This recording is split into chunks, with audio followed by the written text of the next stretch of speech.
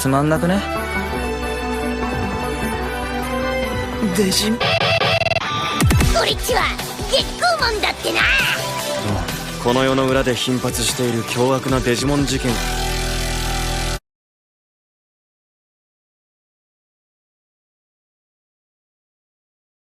貴様は何者だ。通りすがりのデジモンテイマー覚えておけ。オープン。Ohayo gozaimasu, konnichiwa, konbanwa, ora-ora keren. Saya simpen konten ini karena pengen numpuk informasi tentang Digimon Beat Break terlebih dahulu ya sejauh ini guys. Dan juga untuk kita semua merayakan Odaiba Memorial Day secara proper. Dikarenakan saya sibuk dan informasinya terus-terusan berjalan ya. Dimulai dari voice actor atau seiyuu dari MC kita ini yaitu Tomoro Tenma dan Gekkomon, yaitu Miurino dan Han Megumi. Oh my god. Oke, it's happening. Kalau di Yu-Gi-Oh! Zexal ini Astral memilih Rio berarti. Yuma gak jadi MC. Aduh, tuh bocil ya. Oke, let's get started. Seperti biasa jangan lupa like, share, dan subscribe-nya. Selamat menyaksikan. Kita lagi itu. Open. Wah.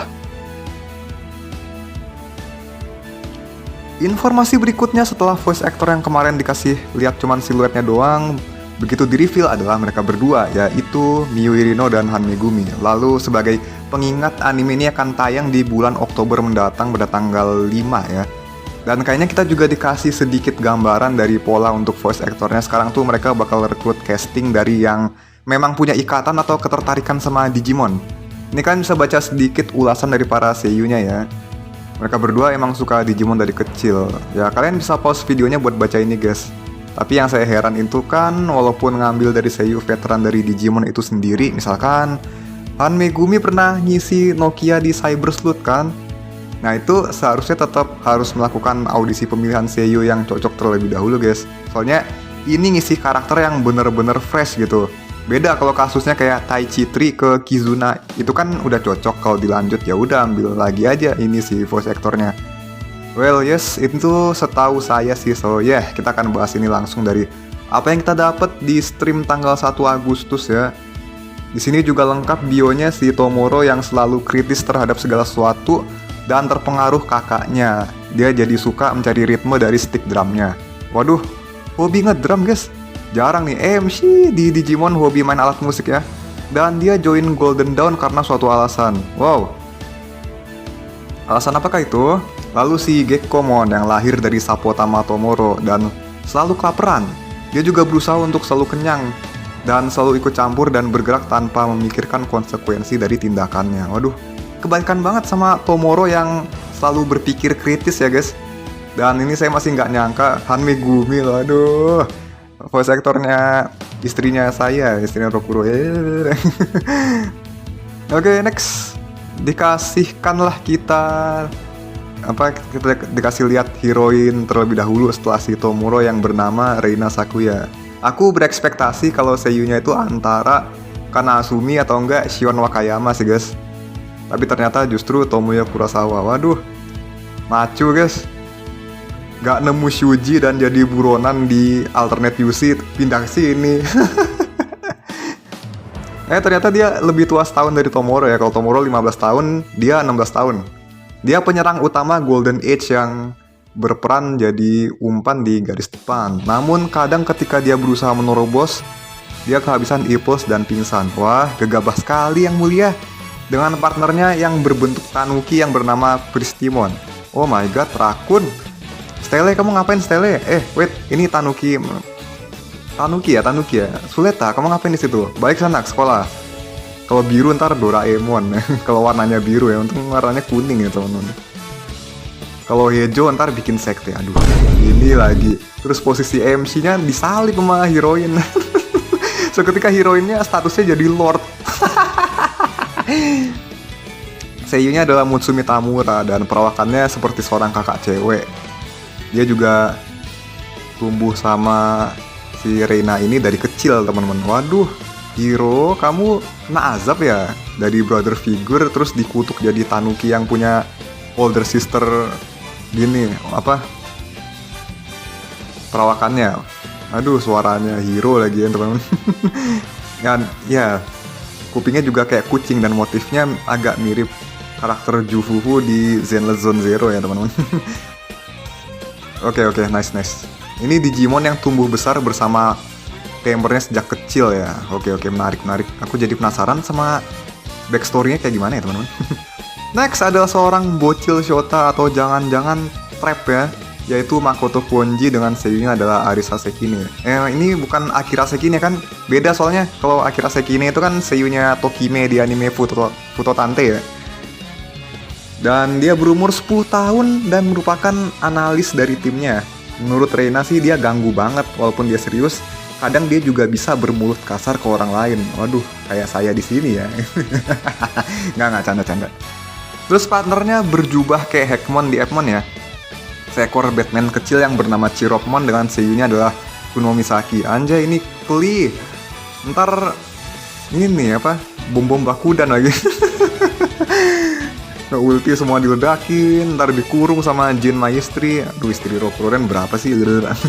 Ada tudungnya dan di tudungnya juga ada kupingnya. Kok bentuknya kayak lucu gini ya teman-teman? Tapi kayaknya pas Shinka bakalan jadi I'm Batman gitu ya. Padahal si bocil Makoto ini yang paling muda loh. Dia SD sendiri. Sedangkan si Tomoro dan Reina ini udah SMA teman-teman.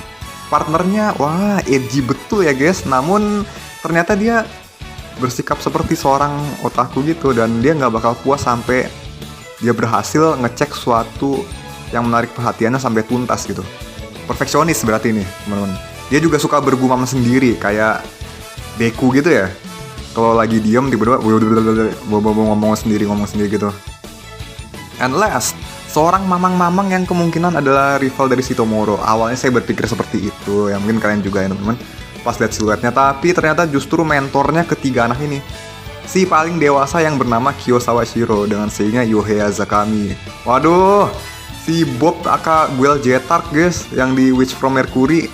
Dan ini karakternya berumur 22 tahun, pemimpin Golden Dawn. Golden Dawn atau Golden Age sih, pokoknya itulah Golden Dawn ternyata, sorry guys. Si jenius dengan ability top class, dan dia adalah seorang leader yang menyayangi bawahannya seperti keluarga. Anjay, pemuda Sigma guys, Sigma male. Tapi tampangnya kayak Takumi, kayak Kamen Rider Faiz. Atau enggak, kalau versi lokalnya mungkin mirip kayak Dr. Tirta ya. Akhirnya varian Dr. Tirta di Digimon guys, finally. Sekalian jadi Sorato tuh, Ultraman Omega. Semalam banyak banget aku ngeditin si Kyo ini doang, anjay. Dan partnernya adalah Murasamaemon, Digimon Ultimate sendiri dengan seiyunya adalah Daiki Hamano. Buset, aura om-om furry gini ya. Kenapa nggak Inada Tetsu aja? Aku rasa lebih cocok kalau beliau gitu kan. Walaupun terlalu kerasa bapak-bapaknya sih, kayak pas meranin si Dogi Kruger aka Deka Master ya teman-teman. Kan suaranya kayak gitu ya teman. Tapi bisa terasa tegas dan kalem. Makanya aku rasa cocokan beliau sih. Karena mungkin berkarisma gitu ya. Untuk Daiki Hamano aku no comment, aku kayaknya pernah denger beliau ngisi suara siapa ya. Aku cuma tahu namanya doang. Tapi karakternya mungkin di sini nanti aku kasih satu ya teman. Dia sering memperlihatkan power yang besar dan sering terlihat tidur sebagai pre-evolve formnya yang bernama Kogarmon. Ini rookie-nya atau championnya ya, aku kurang ngerti teman-teman. Lagian ultimate sendiri, gila. Parah banget. Ya itu dia untuk karakternya. Sekarang kita akan baca sinopsisnya. Impulse yang dihasilkan oleh pikiran dan emosi manusia digunakan sebagai sumber energi untuk AI support device bernama Sapotama atau Support Egg. Di belakang pengembangannya, monster mengerikan muncul. Digimon adalah makhluk hidup yang berevolusi dengan mengonsumsi Impulse. Tomoro Tenma terbawa ke dalam pengalaman luar biasa setelah bertemu Gekkomon yang mendadak muncul dari Sapotamanya. Selagi tinggal bersama dengan Kiyosawa Shiro dan member lain dari Bounty Hunting Team bernama Golden Dawn, Tomoro memperbarui tekadnya. Masa depan apakah yang akan dibentuk oleh manusia dan Digimon? Wow, udah saya translate jadi bagus gini maknanya ya. Ditambah screenwriter yang bakal ngedirect series ini adalah Yamaguchi Ryota-san yang dulunya juga berperan sebagai screenwriter dari Digimon Savers. Kabarnya juga beliau pernah nulis cerita Go-Go 5 dan Time Ranger ya teman-teman di tahun 90-an. Wah, fix ini bakalan lebih serius ceritanya guys ya. Lagi kalau kalian tahu Time Ranger ceritanya kayak apaan ya. Teori dan konsep Digimon tertarik oleh emosi manusia yang sebelumnya pernah dimasukin ke Digimon Savers kemungkinan besar bakal dipakai lagi di sini. Apakah bakal ada Digisoul juga di sini atau yang serupa ya teman-teman? Kabarnya ini juga bakal ada kubu-kubu lain selain mereka ya. Mungkin masih spekulasi, tapi karena adanya Golden Dawn ini sebagai satu party mungkin ada kemungkinan. Nah, sekarang kita lihat trivianya ya. Dimulai dari Sapotama, sebuah device berbentuk telur yang dilengkapi support AI yang beroperasi dengan e-pulse. Mereka sudah umum digunakan dan masyarakat berasumsi bahwa setiap orang punya ini. Kalau jadi Digivice kayaknya bakalan agak lain ya, soalnya ini item generik banget buat masyarakat lagi. Biasanya kan Digivice itu item khusus doang yang dimiliki para tamer atau Digidestin. Masalahnya, ini semua orang bisa punya anjay. Bakal serumit apa nanti konfliknya kalau tahu-tahu Digimon muncul dari Sapotama orang gitu kan. Patut ditunggu lah kira-kira teman-teman. Mungkin bisa juga nge-counter ending Zero Two, dimana jika semua orang punya Digimon justru gak akan selalu indah dan damai. Ditambah tadi sinopsisnya mendukung statement saya di sini. Dan juga di PV kan si Tomoro Digimonnya, si Gekomon lahir dari Sapotamanya dia ya. Seperti itu. Berikutnya adalah e-pulse. Pikiran dan emosi manusia diubah menjadi energi. Kualitas dan kekuatannya bervariasi dari orang ke orang dan dapat berubah tergantung kondisi fisik dan mentalnya. Walau Digisoul banget konsepnya. Wah, fix. Konsep sama kayak Savers, dimana semua orang punya Digisoul atau e-pulse ini, dan itu yang akan menarik para Digimon kepada umat manusia untuk berevolusi.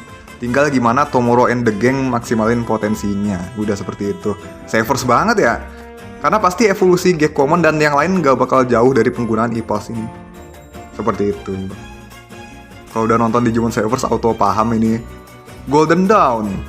Tim berisikan para cleaner yang ingin hidup sebagai bounty hunter. Pemimpinnya adalah Kyo Sawashiro. Ini adalah timnya si Tomoro ya. Komposisi timnya kayak di Persona gini, ada 4 orang gelut. Analyzernya ikutan gelut, tapi komposisinya ada Kyo si leader, Reina si penyerang, Makoto si analis, terus si Tomoro apaan? MC biasanya penyerang juga, tapi dia lebih jadi apa tuh namanya? Kirifuda alias kartu turfnya mereka gitu kan. Dan itulah tim Golden Dawn, bukan Golden Week, itu malah libur panjang ya.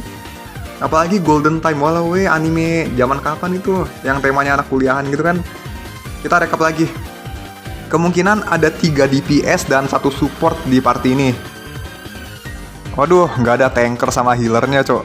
Apakah mereka penganut pertahanan terbaik adalah menyerang? Wah, much better then. Makin cepat mereka bertindak, makin cepat mereka nyerang, makin bagus juga hasilnya. Biasanya begitu. Tapi sebagai gantinya, kalau mereka disuruh bertahan, waduh, ecek. Cleaner, bounty hunter yang bertujuan untuk menangkap kriminal yang dicari dan memecahkan masalah Digimon. Oh, bukan vacuum cleaner ya. Ini sebutan untuk tamer di dunia ini guys. Tapi kayaknya mereka beraksinya dengan ngambil bounty gitu deh. Kalau seandainya sistemnya pakai quest kayak di guild petualangan, guild para petualang atau game RPG, kayaknya menarik deh. Bakal keren, walaupun episodenya banyak dan episodik sekalipun kalau bener seperti ini ya. Lalu mereka semua punya kelompok kayak misalkan Golden Dawn ini ya, party 4 orang mungkin cuma segitu. Nanti bakal ada rival dari party lain bisa jadi. Tapi bukan kayak ngambil area lawan gitu ya, mungkin ya teman-teman. Itu Crosswords namanya, ngambil kode crown, zone-nya auto hak milik si yang ngambil kode crown itu. Patut dinanti lah pokoknya kalau misal ya ada game yang mengharuskan tiap party bersaing, itu pasti keren teman-teman. Dan bakal relate banget sama ceritanya gitu kan. Bakal lebih nunjukin nya gitu di konflik seriesnya ini. Untuk awalan. Dan itu dia infonya yang bisa saya sampaikan. Mungkin kalian ada tanggapan atau gimana gitu kan. Sorry kalau telat guys, harusnya tanggal 1 udah rilis ini video ya. Tapi emang karena faktor harus revisi skrip dan edit video perintis yang kemarin rilis, belum lagi sibuk in real life ya kan. Kalau infonya nggak fix nanti susah gitu temen. Saya juga yang repot, ditambah nanti juga harus bahas Shambhala dan beberapa materi lain yang mau saya berikan. Belum sempat di recording juga guys. Aduh, Shambhala PR lagi, itu belum saya garap sama sekali skripnya, aduh. Oke, sekian dulu untuk video kali ini. Terima kasih sudah menonton. Jangan lupa like, share, dan subscribe-nya. Komentar di bawah juga silakan note. Akhir kata saya harus undur diri. See you.